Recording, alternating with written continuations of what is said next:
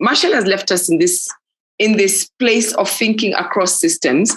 And I wonder if I could come to you at the end, after picking on some of the other more specific questions, and ask you if you could help us start thinking about what are some of the commonalities and differences among the different approaches and practices that we have seen. And you can pick a particular area, for example, consensus building, or you can speak generally, because we have gone from the Oromo Gada system to the Kurukan Fuga Charter to the Her Isa, and then ended up at Awale. And I'll come back to you and ask that question.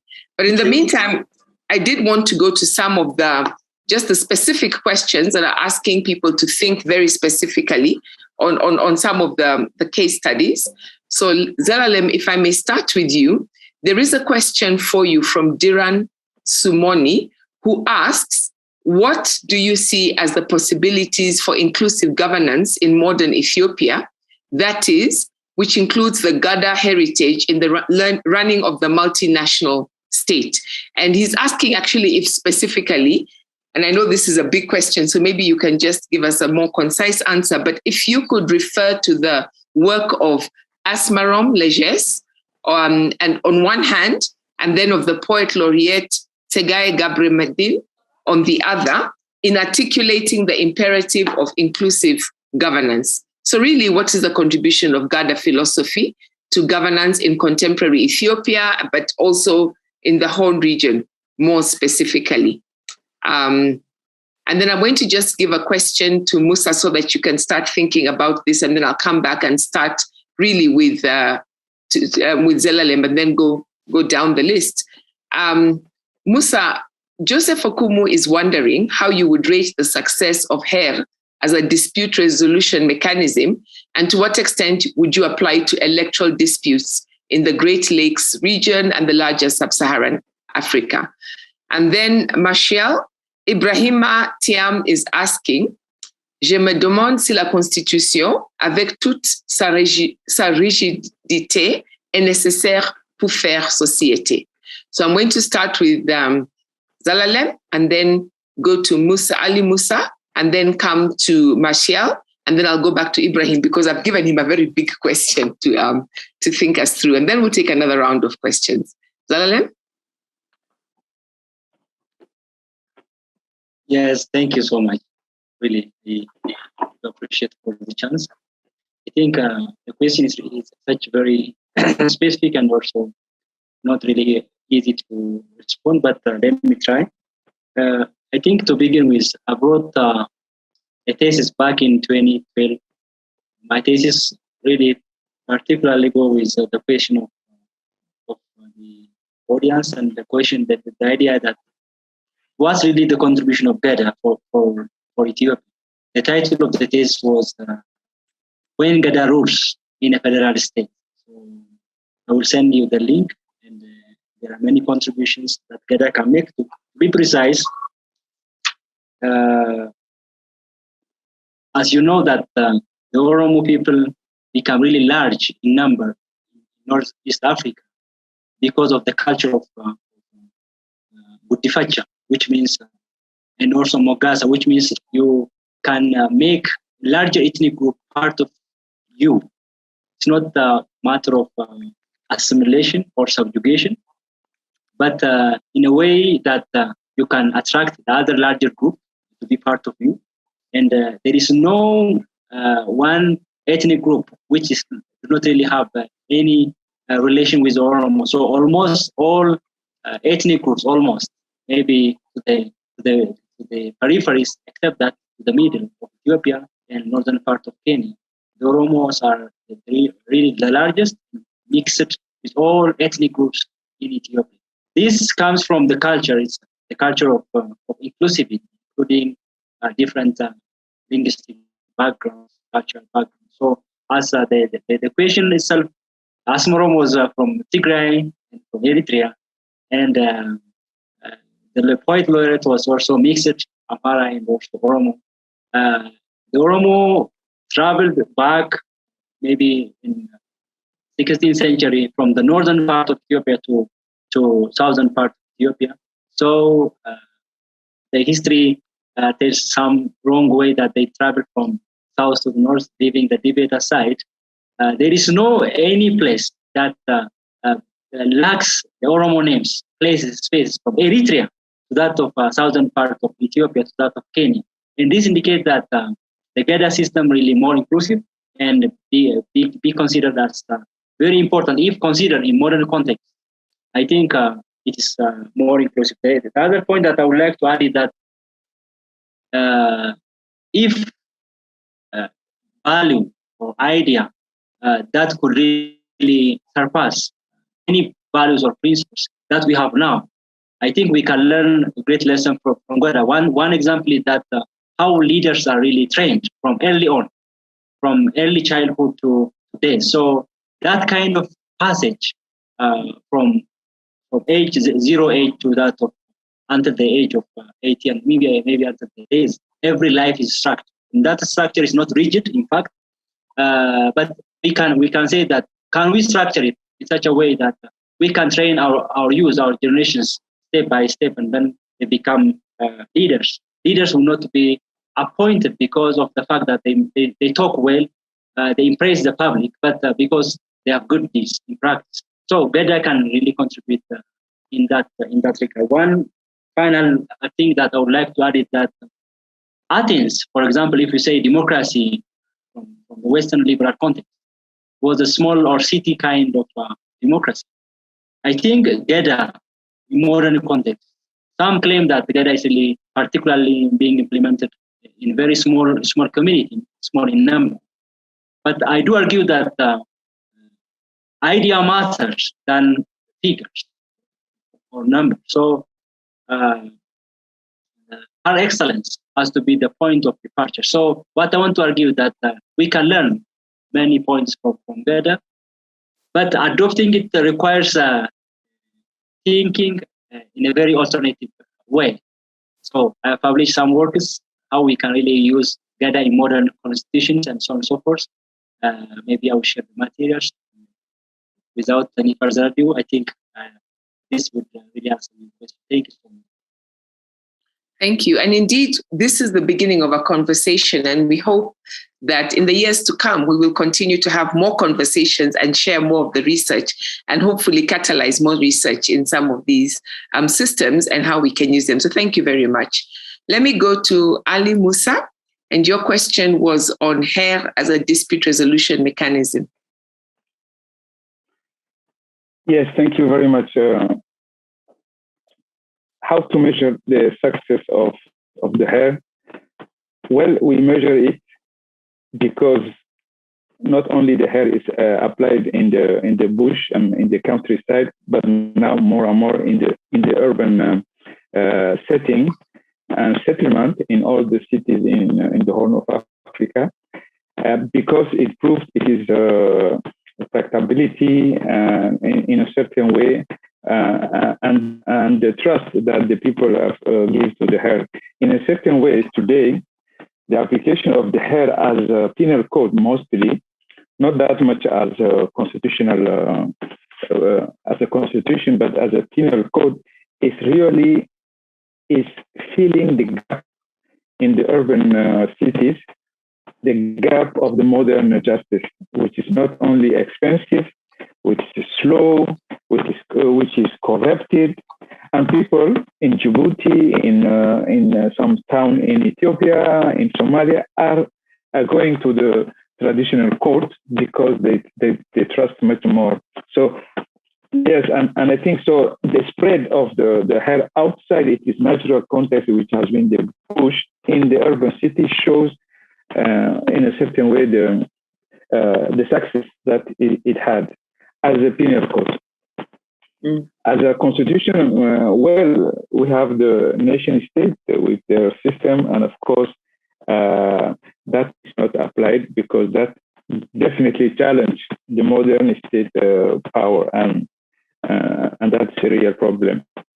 Now, how it is applied in the electoral dispute? Well, it has been used, for instance, in Djibouti during the colonization, and even afterwards, when there was dispute, the politician used also to come to the hair court to settle the differences. It has been used. Sometimes it succeeded to resolve, sometimes not. But it's becoming less and less difficult to use the hair for that kind of electoral dispute. Why? Because the concept of respectability, honorability have disappeared. Mm-hmm. Have a new kind of politician who don't care about all this ethical framework and foundation that I have explained. Since they don't believe to that ethics, well, the hair couldn't work because it has not a force to enforce it is a decision. So if its application posed already a problem in the specific context where it was born, in Djibouti, in the Somali context, I think it would be problematic to be used in electoral dispute in for instance, the Great Lakes. However, I think, as I think we have discussed, when we talk about reusing an indigenous governance, the idea is not taking it as it is, because for that we have to have the same social and cultural context, but the philosophy of this, the way, the listening that it implies, the search for the consensus that it promotes can be used in any situation. This is beyond the context. So yes, in a certain way, this political philosophy behind the system can be helpful, I think, to settle other disputes in other regions in Africa, at least. Thank you. Thank you. And I think I'd like, if we have time, to go back to that question of applicability of some of these traditional philosophies to the systems of governance that we have. I know we're talking about endogenous systems generally today, but just to think about, are these systems actually applicable, or is it something that becomes a challenge when we think about the societies that we live in today? But before we go there, Marshall, you had a question on the Constitution? OK. Merci. Je crois que c'est Ibrahim qui pose la question sur la Constitution. Ibrahim has raise this question. Comme on est dans le long terme, on va prendre un peu de recul par rapport à la Constitution. So we don't have much distance from what we are discussing. A constitution needs a way of supreme legitimacy. On a besoin de les écrire dans le sens des écritures qu'on connaît aujourd'hui, en particulier quand il y a eu beaucoup de changements, des révolutions, we had lots of revolutions, changes. La Grande-Bretagne, par exemple, in Great Britain, they don't have a constitution. Donc, ça veut dire que fondamentalement, ce n'est pas la Constitution. Essentially, it's not the written constitution un ensemble de règles qui sont but we need to have in a community a set of rules that are supreme and according to which we judge everything else and we manage everything else. And my proposal here is to read a number of artifacts that we underestimate as being ways of scriptures, of writings that could work as a constitution, but they need to be legitimized. When we talk about our cultural objects in the European Museum, here is our sociability. We see men and societies that are hosted in Ce sont ces discours-là qui doivent être relégitimés et qui, par eux-mêmes, produiront des effets de constitution. Certaines sociétés les ont de façon formelle, mais ce n'est pas ça le plus important. On peut avoir des constitutions et des sociétés dysfonctionnelles. On peut avoir des constitutions qui ne sont respectées par personne. On peut même avoir des constitutions qui ne sont pas respectées par ceux et celles qui les ont écrites. respected even by those who wrote them. It's not the Constitution that makes sociability. We need to find elements that are consensual and that can put at the forefront of our societies the values that are key. The African Union has a predisposition. This chart of saying that each human life is worth another human life. This is the chart of Money, and Africans need to defend these points. And not only against short question. Foreigners, but among themselves. Sorry for being too long. And I wanted to go on that. So thank you very much for that. Okay. I do want to go to Ibrahim because now, as people are speaking, one of the things that it strikes me is that we are talking about, in some ways, very different systems, in some ways, with different priorities. They're coming out of, and as you illustrated, very rich philosophies. And yet somehow we have to look across and make them speak to each other. So I had asked you a question about commonalities and differences and what it is that we can learn from them. And I want to especially, as you give that answer, think about consensus building. Because otherwise we will all be fighting and saying my system is the best and my system is the one that has to be there. But also that these systems are about helping us build consensus, as we live in the society that we have today and we plan for the future. So take me to that. Help me think this through. Who starts? I want Ibrahim to start. Let Ibrahim start and then I'll open it out. Okay, merci beaucoup. Très bon défi. That's a good challenge, and the topic on which we are working, my brother Ali has approached these aspects when we met, and it was a big challenge. At our level here, our chance, comparing to other contexts or subcontexts in Africa, it's that in Mali, in the 13th century, from the 1200s to today, there's an evolution. Even if at certain points we had to hide it to survive, because, for example, at the moment of resistance to colonial penetration and the moment of rebellion between the two world wars, and at the highest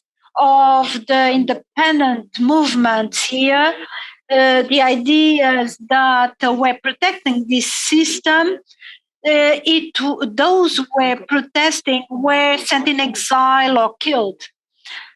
The first common cause is that despite the difficulties of history, the tragic moments, all that we have experienced, African people have organized themselves, mobilized themselves to survive. And for me, this is absolutely fundamental. We found a way of reaffirm our position in the world, not only in terms of culture and civilization, but in terms of instrument of management of society, of political tools. The other political systems imposed to us are very violent, that have tried to make us disappear. So for us, it's a victory, and it's common to the whole of Africa and to the diaspora. The second element is that internally, if I compare the Mali situation to Romanian, the trigger that have brought people to redefine themselves seems to be at the coming out of a large crisis. In Somalia, the hair system with the different tribes that wanted to go to war. And the starting point is always concerning an internal crisis, we had to refine ourselves and want to enhance our society and also to manage the conflicts in terms of power. The third element that seems common to all is that there's a fluidity that follows life. If I compare certain processes that I followed, in which I participated, I took part, that I studied in detail the French and the American systems, they are not sufficiently fluid. And society sometimes moves on into certain domains, and it takes some delay because there are so many things that we need to validate politically and then administratively, that what the population wants is hooked by those who detain power, and the idea that texts are not yet in place. And in our ways of seeing things, even if it's written, the chart, the dinner, it's written in the theocracies in Nigeria and in Niger, it's written in Congo, it's written, but it's very flexible and very lively compared to the contemporary models in our republic. That's where there's some sort of irony. When Africa has moved to Western democracies, the apparatus were very, very heavy and touching dictatorship. The idea would be to go in the sense of the ancient systems and to include the whole of population. These are the three main references I wanted to make. And the last one is that the notion that everyone has a voice. At any moment, the Landa citizen can protest as a woman or as a young person, a marginalized or not influenced, to find a way of rebalance things.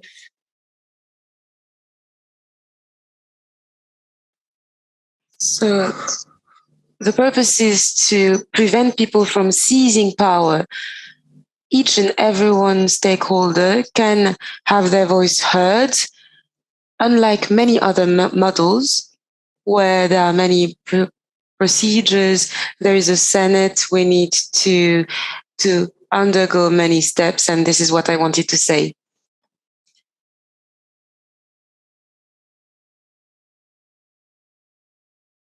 Particular question, something adding and not just agreeing, so that we can at least take, I've got a couple more questions, and one is of clarification, so I do want to come to it. Yeah. And then the conversation will continue tomorrow. But if you have something burning that you have to say, 1 minute each, please. Okay. Alice, go ahead, and then I'll come to Marshall and Zalela. Yes, no, I think it's important, of course, to draw the and to discuss the commonalities and differences of these different systems that we have presented today. And just I would like to say more or less the same thing that Ibrahim has said, but in another way.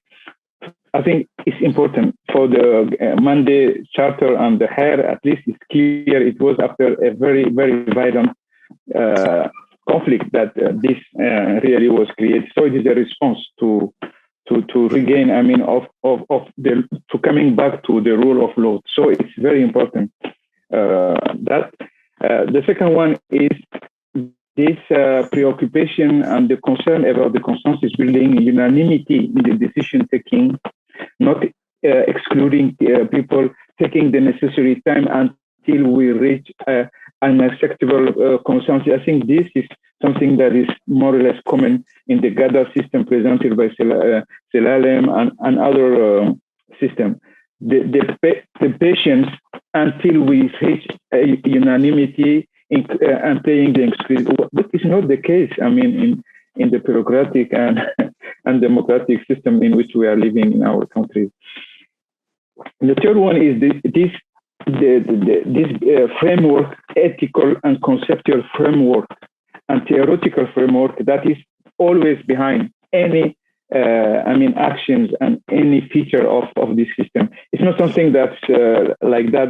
You see that you see the theoretical and conceptual ground which is accompanying, and when you ask it to the elders, they are so articulated in explaining why this happened and all the explanations. This is something, and they know, because sometimes to some our politicians you can ask what a meaning about democracy, even can't recall all the background, constitutional background of the system is serving. So this is very important. Another one is the term or the mandate. The GADA system it's clear in the GADA system, in the charter and in the health. The role is a mandate, is a term. It's not something. It's not a privilege. It's not something that you inherited from your parents. It is something that is based on your merit, and you are given a term, and there is a rotation. The rotation. It's not the modern democracy that only are aware of the idea of rotation. You exercise the power a certain period, and then you give to others, and then you can become an advisor or an elder who can help, but not keeping the power forever. And this is very important. And finally, the education. The age group. All these intermediate groups that are building, the conscience, the awareness, and accompanying the development, in the Mondays charter, in the GADA system, you have these steps you learn, and you have time to learn, and this civic education to really build to familiarize the young generation to play their role as a citizen of this system. It is also very important. And yes, I think that is the commonalities that I see from all what we have listened to today. Thank you very much. Mshaï and Zelalem, do you want to add? And this I'm asking you to add, not to elaborate or to say it in another way, because I have a couple of other questions I do want to get to before the top of the hour. Okay, I'll try to add very few things. I draw from Ali and Ibrahim that the social order is something which is not natural and is not something that we have to take as something which comes from, from nowhere, and we have to accept it. And particularly, all the values that are behind the institutions must be discussed. And those values start by the first value. If we take the contemporary order, the first value, which has the dominant place today, which has been coined around the 18th century, is not the idea of human being, it's the idea of the individual. It is not the same thing. So conceptually, individual and human being is not the same thing. African people talk about la personne, people, human beings. The Monday Charter talks about people, animals, nature, etc. So we have to question, or I would say, a whole device that is behind the institution, that is behind building institution. And for me, the life is the minimum and the basic. And we should have work at that level and work with ethical, grounded elite, which is extremely difficult. I would just stop there. Okay. We have many things that we could say. Yes, thank you very, very much. Zelalem, I don't see your hand, so I'm going to assume you don't want to contribute to that. What I want to do is, I think this is so rich, and we will continue to have this conversation. And what I'd love to do is to go around all the panelists that we have today. I want to give each of you a couple of minutes. I see that there are a couple of questions. Ali Mshaï, somebody wants to know if Sharia has learned from the hair. There's a question, I think it's a general question, and we seem to be using these terms. I know it's been directed to Martial, but maybe we want anybody who wants to can comment in their 2 minutes. Between, this endogenous, so in English, endogenous systems of governance and indigenous systems of governance. In French, that's the gouvernance endogène and la gouvernance ancestrale. And whether they are the same thing, if they mean something different, I'm going to just throw out that there. But as you do that, and I'm going to just put it out there, and everybody can do what they want with their 2 to 3 minutes. One of the questions that has been running right through the discussions today is this question of how are African endogenous governance systems defined and shaped by traditional philosophies and values. And I know that there's been a couple of you have actually already commented on this. Ali Musa, for example, suggested that actually they're not. We know the philosophies are there, but we're not actually applying them. So I also want to throw that out. How are these traditional philosophies, are they even continuing to inform either the systems that are happening in societies or in general? And then just make your closing remarks. I'll give each of you 2 minutes so that we can end on the top of the hour, so that tomorrow we can all come back fresh and pick up on these conversations again. I don't know if any one of you wants to start. Augustin, and I see you've joined us. Let me start with you.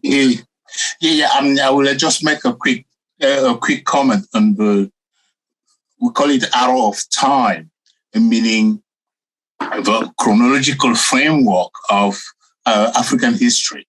In general history of Africa, we're working on, we try to put in place a timeline, a reading of African history that is not dependent on our encounter with Europe.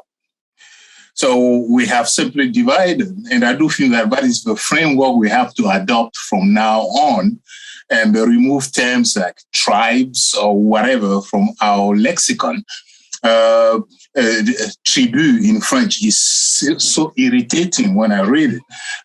So let's say I have 2 minutes. So in terms of a framework of African history, instead of having prehistory and history, because, as Sarkozy will say, we have not entered history yet. But that's his problem. It is not ours. So we have the initial history of Africa, which is from early humans, the early tools, to we have to put it a boundary somewhere, but it will be ancient Egypt. It is very long, but it is what we can do so now, not to go in technical terms. And then after the initial history, we have ancient history of Africa, from ancient Egypt to the encounter with Asia first and Europe second. And after that, we enter in what we call modern history of Africa, which is up to the brutal encounter with Europe. And then we have a contemporary history of Africa. We start with, depending where we take it, from independence to today. The advantage of us reading of history is that we do not have a before and after.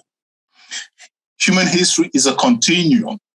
And we don't have to rely on pre-colonial, colonial, post-colonial, because we are imprisoned in European history of time. This is not ours. And so that's what we have suggested. Hopefully the volume will be published soon. Our timeline in African history has to be free of Eurocentric perspective on our continent. So that's the only comment I want to do at this stage. And I do think that we will spread it out so that the term like colonial, post-colonial, pre-colonial will go in history books and will not be part of our vocabulary when we are talking about the history of Africa. Thank you very, very much. That's a really important reminder that you have given us. Okay, thank you. I see my brother Yoporeka was next. I don't know if I can see he's muted. What is he? Okay. While I'm waiting to see him come back up, I see he's on, but he's muted and his screen has gone dark. Why don't I come to Zelalem, Ibrahim, Marshall? Which one of you would like to go next? Ali Each Musa? of us, the one who wants. Go ahead, Marshall. Okay, for Diran, who says, is there a difference in French between endogenous and indigenous, which is in fact endogène et indigène.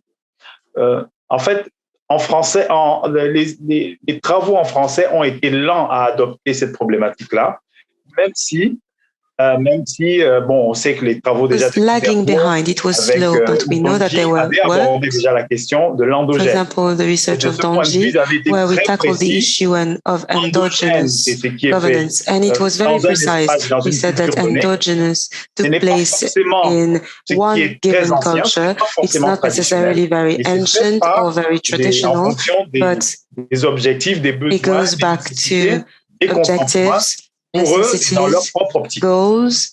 Donc ça peut être traditionnel. So it can be traditional, but it can also be not traditional. There are also many contemporary innovations which relate to today's Africa.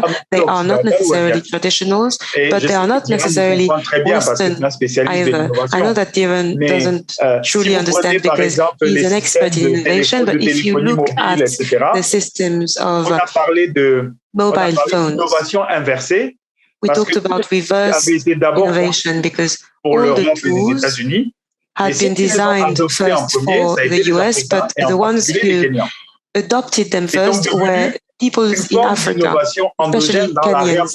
So it became an endogenous innovation. And this is why there is a difference between endogenous and traditional.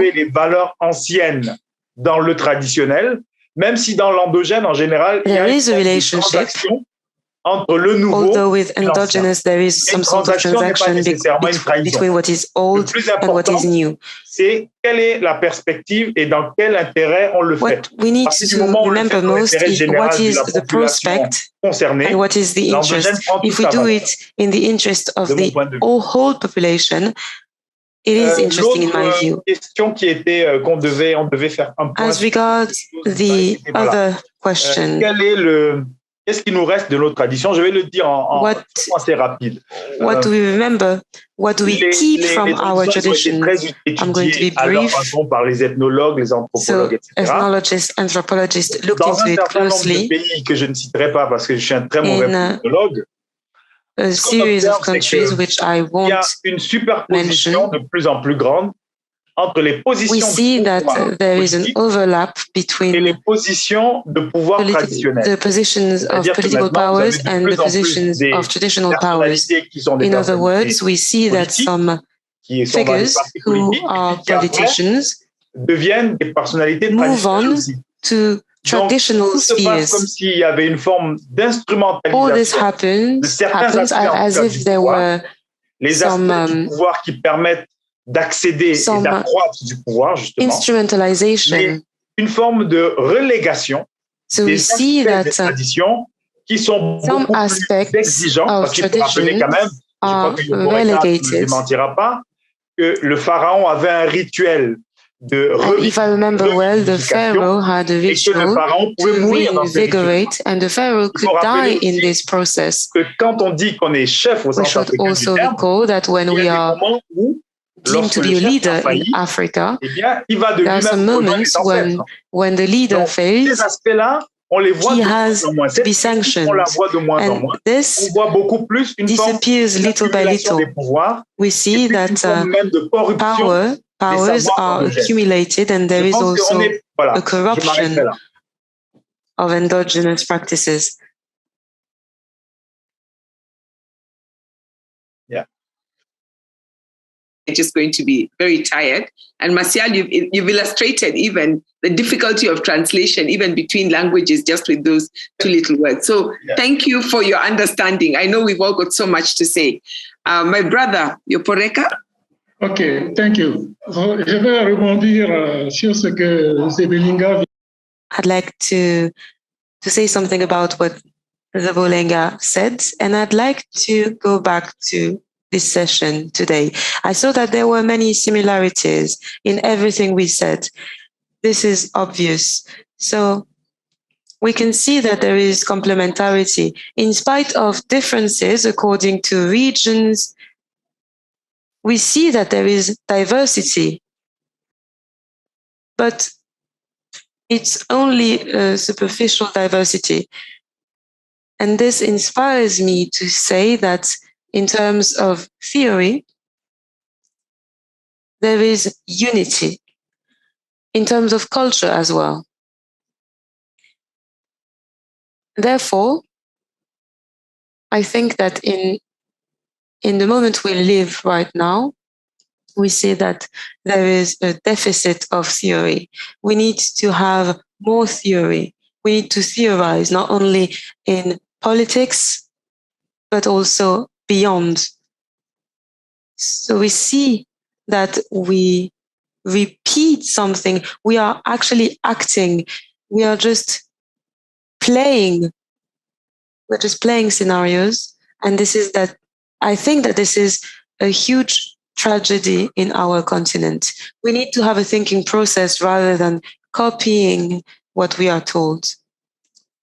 In any case, I'm delighted to have had this moment with my dear colleagues. And I think that to finish, I want to focus on the need of having a thinking process. Thank you very much.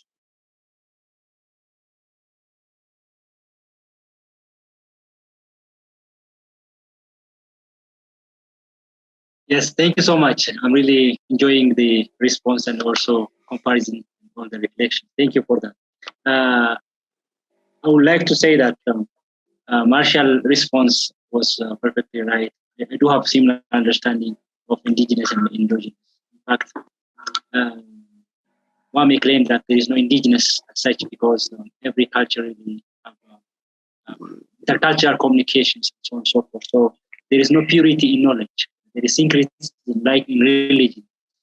So likewise, knowledge can be brought from the West, from the East, and so on and so forth. So then we can call it endogenous because it's not purely one. But when one community really stick to it and practice it for a longer period of time and known as really want to be recognized as such as well, then we can say that it's indigenous. If particular groups stick to that value, practice for a longer period of time, qualify as if it is theirs, like they are in Somali, Gada, in Rome, and so on and so forth. So then we call that that particular local practice as indigenous. But other things will be added over the one that already exists. Application, really, what I would like to stress is that we know that we all are educated almost in a Western educational system. So whether we are trained in the West or we brought curriculum from the West, we are the product of. We cannot deny that. What we have learned is we are learned our culture, and we learned the philosophies of the West. We can't deny it. Can we format it is my question. Can we format and then have an application of the local knowledge that we have really been discussing? That challenge has been brought in Ethiopian context to be specific. That can we really make use of Geda in 21st century? Can we make use of Geda in 21st century? There are some values that we cannot really implement nowadays. So we cannot really bring it forward for different reasons. It's almost obsolete. But there are values still that are relevant, even more important than the Western values like democracy or the governance system, the constitution, and the one Marshall was saying, the written constitution of the UK and so on. So the same thing is true in the case of guidance. So yes, we can, but how we can do that? We have to really include in the curriculum. So I have been part of the curriculum designing team formed by the regional government, to be specific, and I'll make it precise. We designed a curriculum, the very first curriculum, that from early grade 1 to grade 8, and it will continue to the higher school, the high school as well, that students should take a GHfP course as one mandatory course. They play with the stories, the myths, the ideas with nature. So it's a different curriculum. Up to some complex structures when they reach 5th and 6th and so on and so forth. From that on, we also try to design a different judicial system, which is almost independent and autonomous, run by the local elders. We do have 5,000 small villages. On all small villages, there will be customary courts. Maybe in thousands they are already there. Maybe in the future we will have thousands of customary courts, which really use customary dispute resolution mechanism only. They apply customary rules. They entertain cases without the normal court proceedings, but with their own customs, specific to that local community. So application requires really a robust thing. It will not be only academic exercise, but of course, academics do have a lot to do. And to make it really short, this is all I can say. I'm happy to be part of this discussion. And if I took a lot of time, sorry. No. And thank you very much. You've really enriched the discussion and we continue to look forward to that engagement. Ibrahim? Oui, merci beaucoup. Bon, au Mali, nous sommes en pleine guerre, mais nous sommes aussi en pleine refondation. I don't know if you are following the news in Mali, but we are in war but also in superation of challenge. So I'm happy to be participating in this movement. We have brought ancient theories based on two pillars. There is a theory of life that is opposing a theory of death. And we have theorized life. That's what allows us to exist. But lives that is maintained by a theory of community against the theory of individuals. So we have life and community, and it's according to these two poles that we want to redress the full system. And this is a link, a bond with the chart book, the Co-Convened. For example, if we look at recent developments, people are surprised that the president that has been elected and is popular, 2 months before the end of his term, there was a coup against him.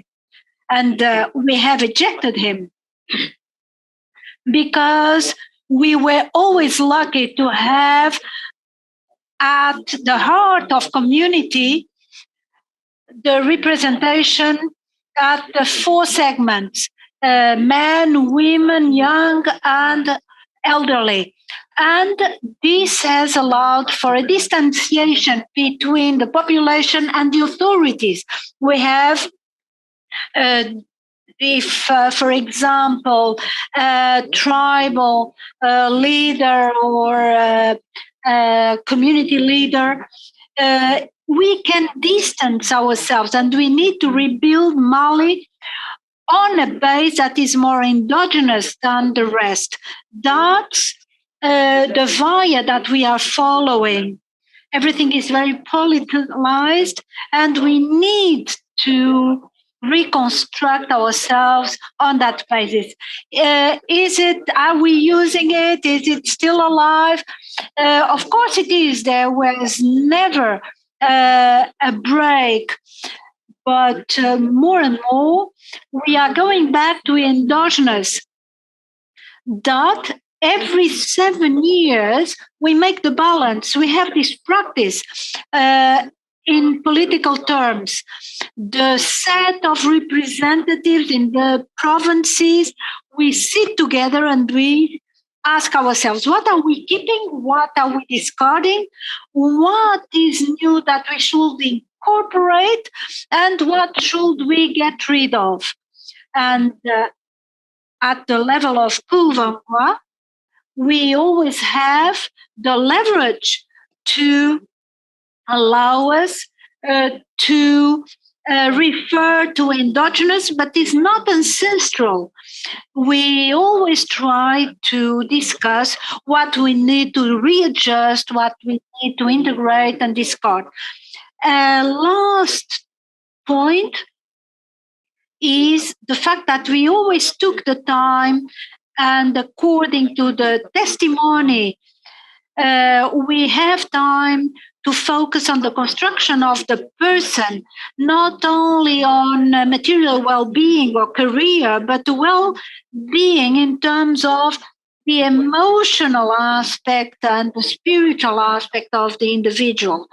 And the physical, to eat and drink, to have internet, but we also have to have someone that can blossom, that can prosper, who lives in a space with no pollution, that has quality of life. Vous avez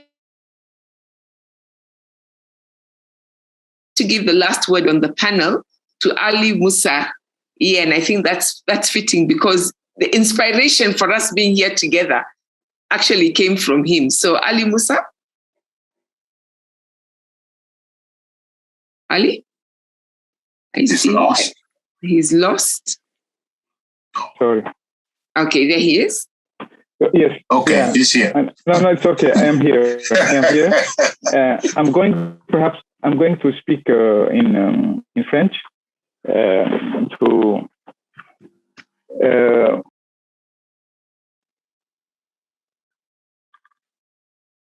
I'd like to answer to the question that has been addressed by Phyllis Lam on the hair.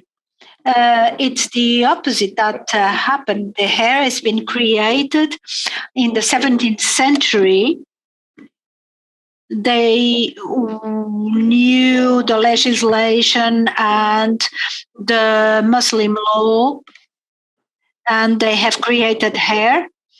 They have reinterpreted and adopted the Sharia from Islam in their context and adapting it to their needs. And this interpretation of the Sharia is historical in the sense that it shows us how the Sharia and the founders of hair had the intelligence of adapting it to their context and to their needs. So it's to study the way in which hair has reinterpreted the great texts and the interpretation of the law of the Sharia.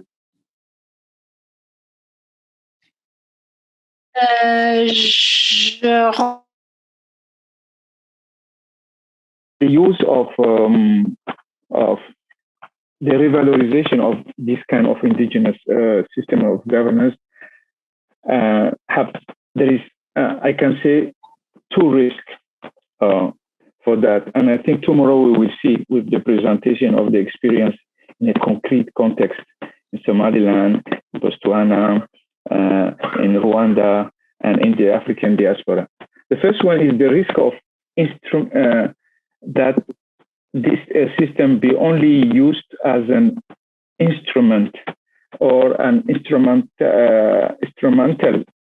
function of this system. forgetting that what is much more important for us is less the tools that they provide than the philosophy and the methodology that can inspire us. So I think the tools is something that is contextualized and that is related to the specific context, but the philosophy and methodology of decision making, consensus building, minority protection can be still, I think, useful, and we can draw a lot of lessons from that. So avoiding the instrumentalistic exploitation of this. The second risk is the instrumentalization by the modern government of this tradition.